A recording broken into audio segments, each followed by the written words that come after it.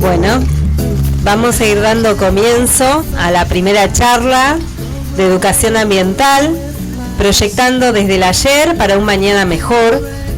Como invitados tenemos a Sergio Iván Pérez, licenciado en Antropología, doctor en Ciencias Naturales, bienvenido. Valeria Bernal, licenciada en Antropología, doctora en Ciencias Naturales, bienvenida. Y Álvaro Villegas, ingeniero agrónomo, director de Educación Ambiental de la Subsecretaría de Ambiente. Bueno, bienvenidos a quienes están participando de estas charlas Ser Verde.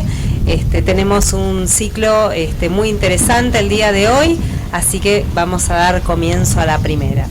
Y bueno, para esto vamos a invitar a los antropólogos a que nos cuenten un poquito qué o cómo era nuestro territorio antes, ¿no? Cómo era la fauna, cómo era el espacio, bueno, ¿qué nos pueden comentar? Bueno, gracias. Para cuando pensamos en ¿se escucha, no? Sí. Cuando pensamos en el pasado, en la Patagonia, es un ambiente muy diferente al actual, ¿no? Tenemos el clima va cambiando desde el último glaciar, se empieza a estabilizar hace 8.000 años, pero los primeros humanos llegan a la región hace alrededor de 15.000 años. Y en esos primeros 5 o 7.000 años conviven con megafauna, con animales muy parecidos a los que hay ahora en África. Entonces eso configura una interacción de los humanos con esos organismos, con esos animales, muy diferente a la actual. Bueno, después, 5.000 años después, alrededor del 10.000 antes del presente, esos organismos se extinguen. No queda claro bien si es por efecto humano, por los cambios climáticos, por algún virus. Hay mucha discusión sobre cuál es el factor que genera la extinción. Muchas de esas especies eran los principales recursos de los humanos. No eran el principal, porque el principal siempre fue el guanaco, que es una especie, bueno, que ahora acá en Neuquén hay, en el Auca Maguida, por ejemplo, los que han recorrido pueden conocer ahí esa especie. Esa fue siempre la principal especie, esa y el choique. Y por ahí también algunos animales más pequeños en el sur, lo que yo soy de la provincia de Buenos Aires, le llamamos nutria, pero el coipo, no sé cómo le llaman acá. Coipo y huillín. Claro, el huillín, exactamente. Y el piche, digamos, es otra especie que se consumía mucho. Y siempre la megafauna fue como secundaria. Pero aparece en los sitios, entonces no queda claro. Ahí es cuando hablamos el otro día, cuando hay la intervención humana en ese momento, ¿no?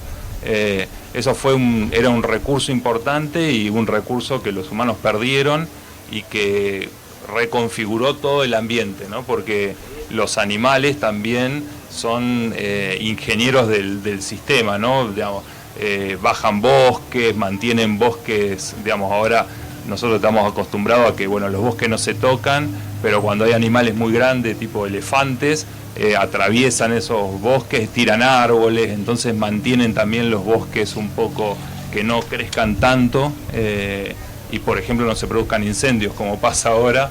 Es un parte del equilibrio del ecosistema. Y bueno, cuando esos organismos se extinguen, pasan a algo más similar a lo que vemos en la actualidad. El ambiente es como está ahora, ¿no? Pocos animales. Nosotros en arqueología le decimos que es una red ecológica empobrecida en especies. Sí, hay muy pocas especies comparado a lo que era Patagonia cuando llegaron los primeros animales, los primeros humanos. Está bien, ¿alguna intervención, Valeria? Sí, bueno, esto que dice Iván, ¿no? Los primeros habitantes de Neuquén llegaron más o menos hace 12.000 años. Los primeros registros están en el norte de la provincia, en un sitio que se llama Cueva Huenul. Es el sitio más antiguo donde tenemos registrada la presencia de humanos acá en la provincia. Y una de las grandes preguntas para nosotros como arqueólogos tiene que ver con cómo interactuaron esos primeros humanos que llegaron y las poblaciones que lo sucedieron con el ambiente. ¿Cómo era ese ambiente? Como dijo Iván, era muy diferente al de ahora. Y otra de las grandes preguntas que tenemos es, bueno, ¿cuál fue la dieta? En función de los recursos que existían y de esa interacción que los humanos tuvieron con el medio, ¿cuál fue la dieta que esos humanos consumieron en ese momento? y uno de los principales recursos que vemos que fueron consumidos fue el guanaco. En general en las poblaciones del norte de Neuquén, desde el 5.000, 6.000 años para acá, el guanaco, cuando hacemos análisis químicos, lo que podemos ver es que consumieron básicamente guanaco y algunas especies vegetales más al sur, como araucaria y pequeños roedores, animales un poco más pequeños. Ahora, cuando pensamos, bueno, ¿cómo podemos saber todo eso con todo el tiempo que pasó, ¿no? Desde hoy. Bueno, una de las maneras que tenemos, si pensamos hoy, ¿cómo podemos saber qué comió alguien? Entramos a una casa tipo detective y decimos, bueno, ¿qué comió la persona?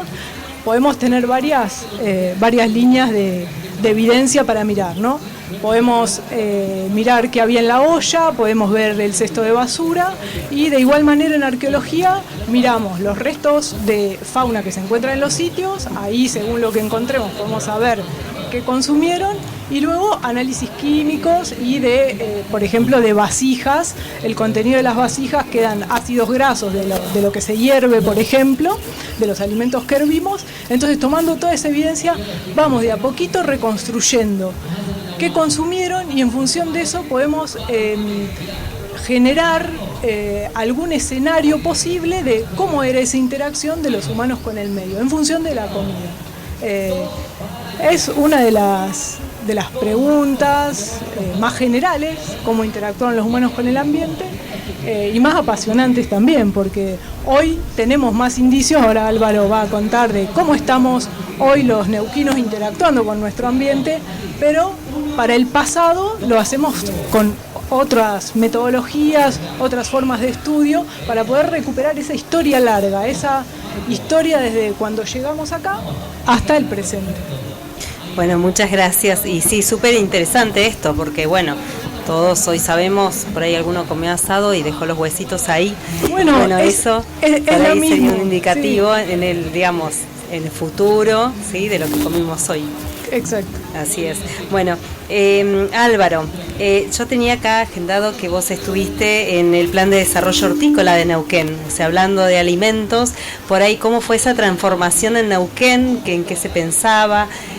Bueno, contanos un poquito. Bueno, buenas tardes. Bueno, esta forma de evolución de la Patagonia, si vamos a los fines de 1800, todo el 1900, cuando vinieron los europeos, trajeron diversos productos y se llevaron otros también, entre esos la manzana, que fue traída, y dicen que estuvo tan bien acá que se asilvestró, y también que mejor del lugar donde vino, y le fue dando un nombre a Neuquén. Antes se llamaba este lugar la tierra de los manzaneros, porque había las manzanas. Pero antes los pueblos originarios, tehuelches, pehuenches, mapuches, a este sector de la Patagonia le llamaban el Triángulo Sagrado. Y era sagrado porque el alimento nunca faltó para el hombre ni para los animales. ¿Y por qué era sagrado? Porque el triángulo que hace el río Limay con el Neuquén ha formado esa forma de vida, reiterando, y entonces a partir de ese momento, por ejemplo, en el 1910 más o menos, por los antecedentes de que la manzana se daba mejor que en Europa, se hizo el dique Ballester. A partir de ahí viene una forma de tratar de convivir con el ambiente. Hoy no tenemos los vientos que había antes y como está escrito. Los que venían tenían que poner una barrera rompeviento. Esa barrera rompeviento no es el álamo que hoy conocemos ni el sauce. Era el olivillo, el maitén y uno más que no me acuerdo, siempre tenemos en la Valentina todo achaparrado. Y entonces esa forma de protegerse del viento, primero para poder vivir bien y después para preservar los cultivos.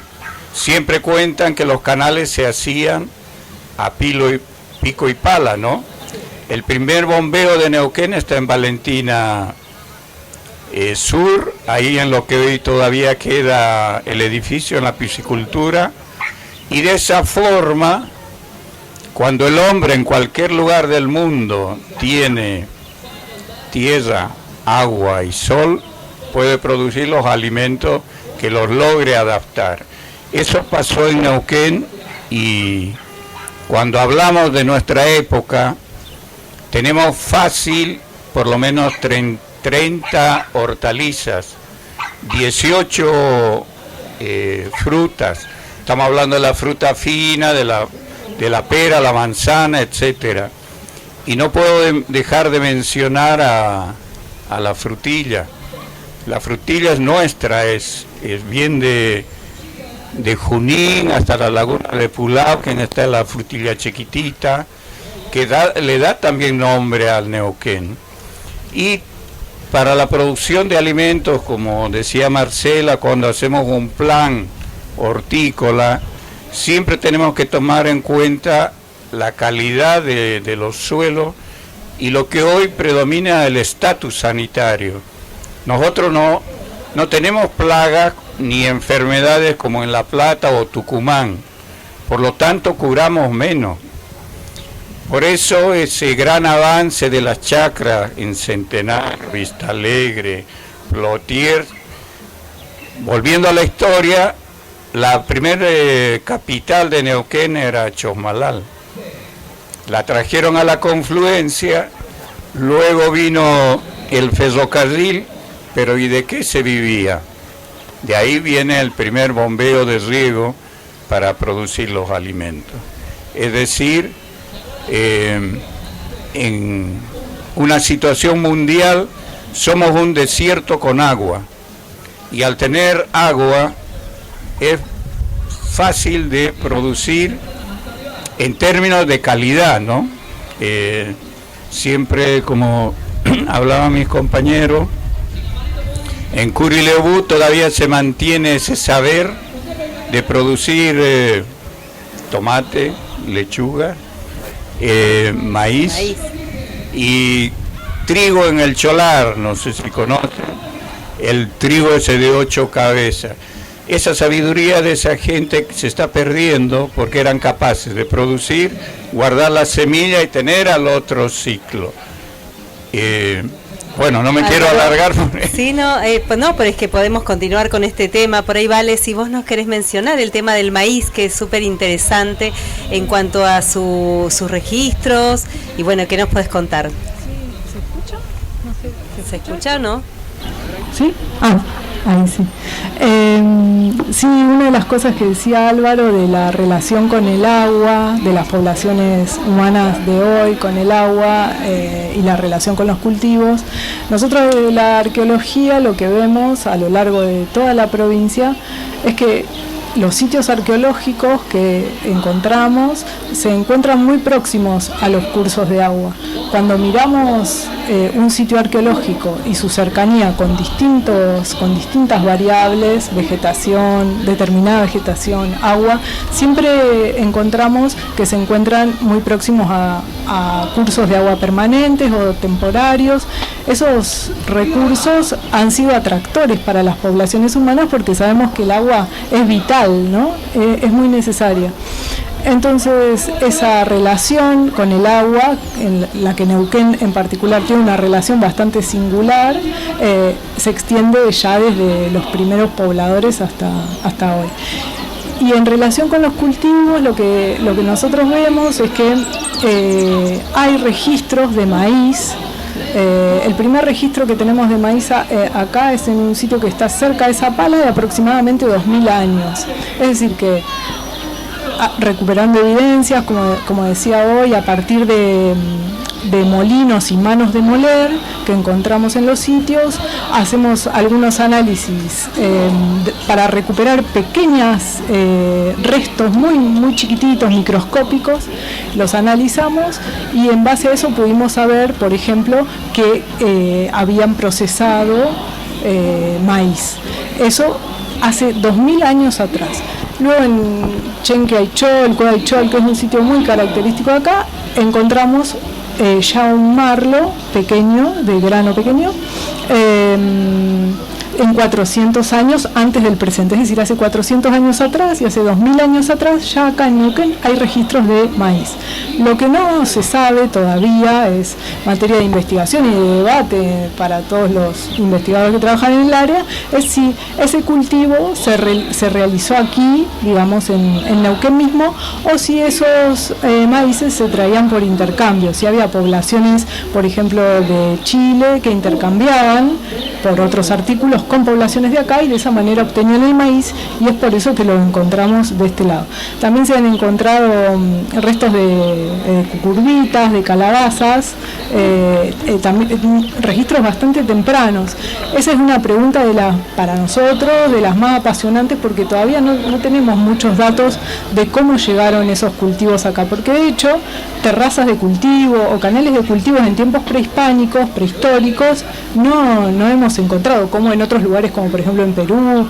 Aquí en Neuquén eso no tenemos ningún registro, así que ese tema es uno de los más importantes. Cuando yo decía hoy el consumo de vegetales como araucaria o algarroba, alpataco, esos son recursos silvestres que las poblaciones están disponibles en el ambiente y las poblaciones lo tomaban, lo procesaban, hacían harinas o diferentes preparados con esas semillas, de piñón por ejemplo.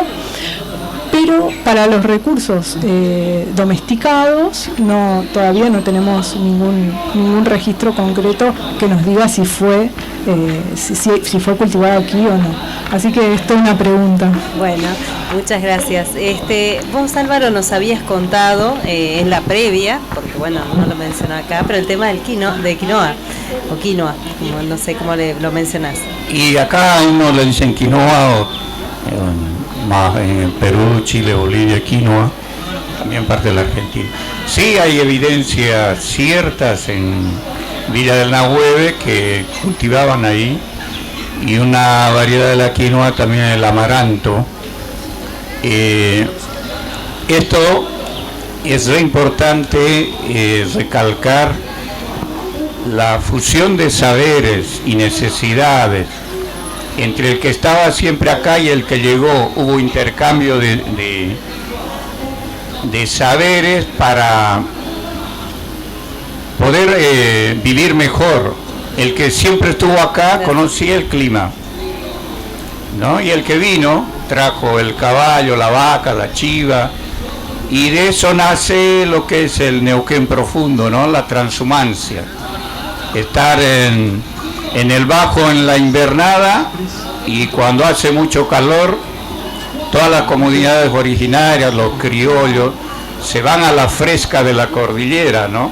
A veranear, pero también a alimentar su ganado, para que después, marzo, abril, hacer la faena y hacer el charque. Es decir, la provincia del Neuquén, la Patagonia Norte, tiene innumerables alternativas de producción de alimentos de altísima calidad.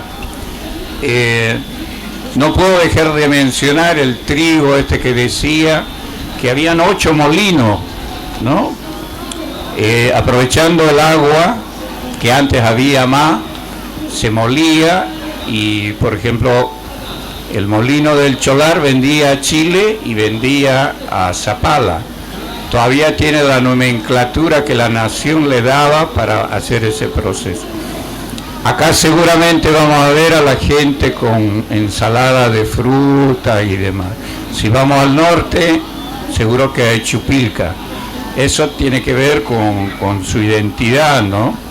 Entonces esa forma de alimentarse, en este caso el trigo, cosechado, hecha la trilla, todo es fiesta cuando se trabaja bien, porque para juntarse, para hacer la trilla hay que juntar chivo, hay que hacer el pie de chivo que se llama el piso, los caballos, la yegua, y se hace la parva y la cantora sube arriba y decía que antes habían 2, 3 damajuanas de vino, y esa forma de trabajar alegre después te permitía tostar el trigo, luego molerlo para después recién tener la chupilca para los niños con agua, leche, y para nosotros con cerveza o con vino.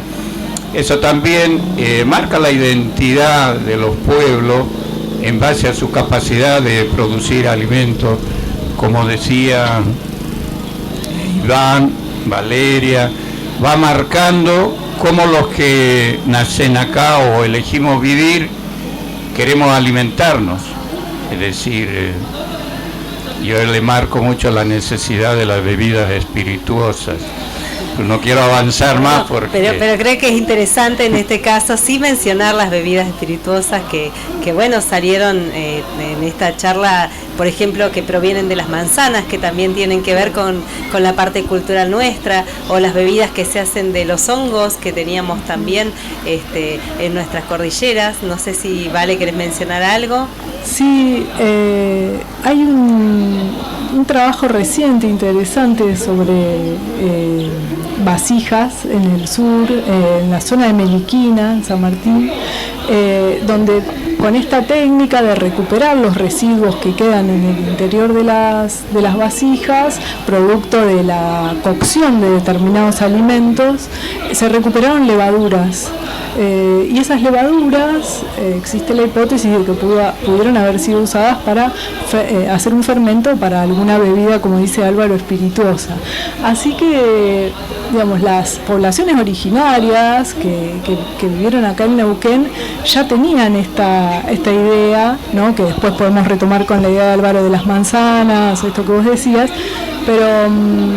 hay muchos recursos naturales y autóctonos de la provincia que han sido usados a lo largo del tiempo permanentemente para dar sustento a las poblaciones y que ha resultado. Por eso coincido totalmente con lo que Álvaro dice respecto de las posibilidades que tiene Neuquén de generar alimentos de excelente calidad, que requerirá alguna escala de producción, no sé, más importante en algunos casos, porque tal vez hay algunas cosas, por ejemplo la quinoa, ¿no? Cultivos que son todavía como pequeños o generados en lugares muy circunscriptos, que para darle escala se requerirían procesos técnicos y más conocimientos que se está estudiando ahora, pero requeriría como una producción en mayor escala.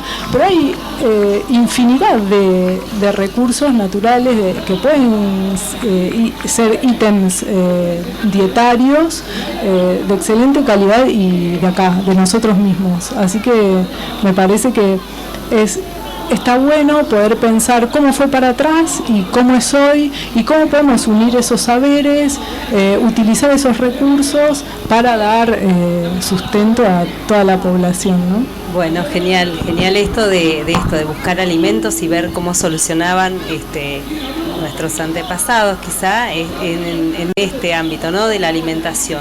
Pero también estuvimos hablando y decíamos, ¿en qué nos puede ayudar el conocer el ayer para solucionar los problemas de hoy? ¿Qué es lo que, digamos, da origen a esta charla? A ver. Sí, un poco estuvimos hablando el otro día de eso, de qué experiencia el pasado, por ejemplo, esto que hablábamos al inicio de qué impacto han tenido los humanos o no en otras especies y qué impacto han tenido en el ambiente, qué luz. Ahí está. Por ejemplo, qué ambientes, hablamos un poco de, hoy en día vemos que mucha gente se asienta en lugares que son buenos para la producción, creo que Álvaro remarcaba eso, cuando en el pasado en general las zonas muy verdes se usaban para producir, ¿no? O para generar, para cultivar. Hablábamos un momento, por ejemplo, la relación entre el maíz que aparece en el valle del Curileubú, que la gente lo sigue cultivando, y yo le preguntaba a Álvaro, bueno, ¿será el mismo maíz que los grupos originarios antes de la llegada de los europeos estaban produciendo, que Valeria decía que aparece en los sitios? Bueno, todas esas zonas son zonas todavía de producción,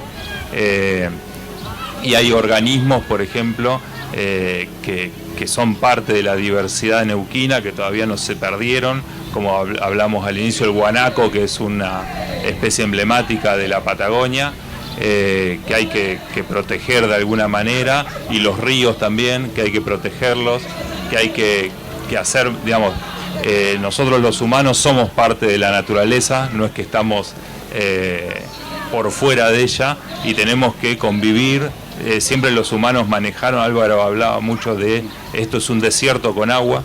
En los lugares donde hay desierto con agua, en general, los humanos manejan el agua, hacen canales, los que vemos acá en Neuquén, ¿no? Toda la producción neuquina, bueno, eso se repite en el mundo entero, pero siempre se hace de una manera responsable, ¿no? Porque cualquier cosa que hagan los humanos impacta de alguna manera en la naturaleza, hace que algunas especies disminuyan su número, otras aumenten, que se pierda diversidad. Una especie que se pierde tiene una función en el ecosistema. No sé, hoy en día si uno va al interior neuquino, la gente persigue mucho a los pumas porque matan a los chivos. Pero los pumas mantienen a raya a otras especies que podrían competir con los chivos. Por ejemplo, al guanaco, que es una especie que compite con los chivos. Entonces, si desaparece el puma, los guanacos probablemente aumenten su densidad y eso también sería un perjuicio para los crianceros, ¿no? Es todo un equilibrio. Todo tiene que ver con un equilibrio y bueno, y en eso nosotros estamos interviniendo, como vos bien decías, en la naturaleza. Y por ahí me lleva a la reflexión del uso del suelo, ¿no? De esto de, bueno, nosotros tenemos un valle fértil donde lo tuvimos siempre para cultivo, para nuestros alimentos, y hoy por hoy hay un avance inmobiliario en toda esta zona fértil. No sé qué nos podés decir al respecto, Álvaro. Bueno, a lo que decía Iván, hoy me toca hacer educación ambiental, y educación ambiental es imposible hacer si no hay un análisis de nuestro devenir histórico, porque yo no puedo ir para adelante sin ver para atrás. Y concatenado a lo que me dice Marcela, tenemos que ser autocríticos. Toda esta un gran avance tecnológico con el bombeo en Valentina, con el dique Ballester, de poner muchas tierras en producción, las estamos loteando, sea Plotier, Centenario, Neuquén, Roca, Fernández Oro. Yo creo que nos va a costar mucho porque todo lo que se hace tiene un efecto positivo o negativo. No dudo que se necesitan casas, pero si hubiéramos tenido la sabiduría de poder aprovechar otro suelo, disculpen que me meta en lo agronómico, ¿no? Pero para hacer que un suelo sea cultivable por lo menos se necesitan 1000 años, que viene la crecida, que viene el viento, que se entierra. Se llama la capita chiquita de horizonte orgánico, donde se retiene el agua y nutrientes, etcétera. Yo creo que es una materia pendiente esto del ordenamiento territorial en el Alto Valle, porque, como dice un criollo, no, está lindo el petróleo, los ladrillos, el asfalto, pero eso no comemos. Más tarde, más temprano, ahora yo veo los grupos etarios de menos de 40 años tienen mayor conciencia, creo, que nosotros, de empezar a lo que decía Iván, de preservar todo esto, no para nosotros, sino para los que van a venir. No seamos tan egoístas y dejemos, porque este arbolito, este abedul, no sé, tendrá 15, 20 años, no es de un día para otro. No es tampoco como en Tucumán, sacamos un árbol y a los 5 años capaz ya. Acá nos cuesta mucho más. Por eso yo creo que esto que me dice Marcela es como una involución para mí, porque el hombre siempre, para ir a tener una mejor calidad de vida equilibrada, hace un uso correcto del agua, del suelo, del sol. Y acá creo que no lo hemos hecho hasta ahora. Bueno, hasta ahora, pero eso no quita y nos da la posibilidad de mirar para adelante, de tener un futuro mejor, de realmente comenzar a poner en la balanza estas cosas. Y bueno, si tenemos que construir, verificar dónde construir, si tenemos que plantar y queremos alimentos que contengan los nutrientes que necesitamos, saber dónde los tiene el suelo y no tener que estar agregándole todo el tiempo, porque la naturaleza es sabia. Y si nosotros podemos observar y sabemos interpretar el pasado, creo que bien lo podemos traer al presente para poder hacer un uso responsable de nuestro planeta. Así que bueno, no sé si quieren agregar algo más a la charla, algún comentario, o si no le damos el cierre previsto. Bueno, yo siempre digo, no sé, Iván. No, ya hemos dicho bastante ya. Ahora tenemos que reflexionar acerca de todo lo que dijimos y poner manos a la obra para construir ese mañana un poco mejor. Esto que decía Marce de pensar en el pasado y ver cómo fue antes y cómo puede ser para adelante. Creo que es eso, una reflexión que tenemos que darnos y hacer un uso más racional de todos los recursos que tenemos. Y en la interacción, creo, entre nosotros, arqueólogos y agrónomos y biólogos y la gente, arquitectos que están pensando, ingenieros en el desarrollo de Neuquén, creo que en esa intersección de formas de pensar, de miradas diferentes, tiene que surgir una posibilidad viable para que no sea como dice Álvaro, como un poco más, un futuro un poco más negro, ¿no? Como lo que hemos hecho mal, bueno, por ahí tenemos alguna chance creo que de hacerlo un poco mejor. Verde, ¿no? Claro, Entonces, eso es una esperanza, pero que tiene que ser acompañada de acciones. Creo que solo estar acá sentados, pensando juntos esta posibilidad, para mí ya es algo más positivo, digamos. Sí, yo siempre digo, no me escuchen a mí ni me hagan caso. Lean, estudien, y lo que dice don Marcelo Verbel y don Milton Aguilar, aquel que nació en Bajada del Agrio, que escribió el romance, y por otro lado el Quimei Neuquén, y un padafito dice, ¿no? Piñón, michay, frutilla, me dieron el sabor indiano con pulso del río Agrio, orgullo de ser neuquino. Y también habla del dulzor de los manzanos, etcétera, etcétera. Por eso reitero, yo no digo nada nuevo. Ya la pólvora fue inventada, y mi agradecimiento a don Milton, a don Marcelo, que son capaces de interpretar de una manera muy sencilla lo que es el lugar donde vivimos. Así que nuevamente gracias a todos. Bueno, muchas gracias. La verdad que un placer tenerlos de invitadas. Así que bueno, muchas gracias a ustedes también por escucharnos. No sé si quieren hacer algunas preguntitas. Tenemos un espacio y tiempo para el intercambio.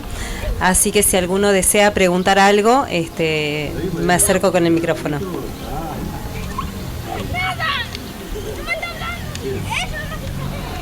Bueno, parece que no. Así que con esto damos por finalizada la charla. Les agradezco un montón haber estado. Gracias a ustedes. Gracias. Gracias, Marcela.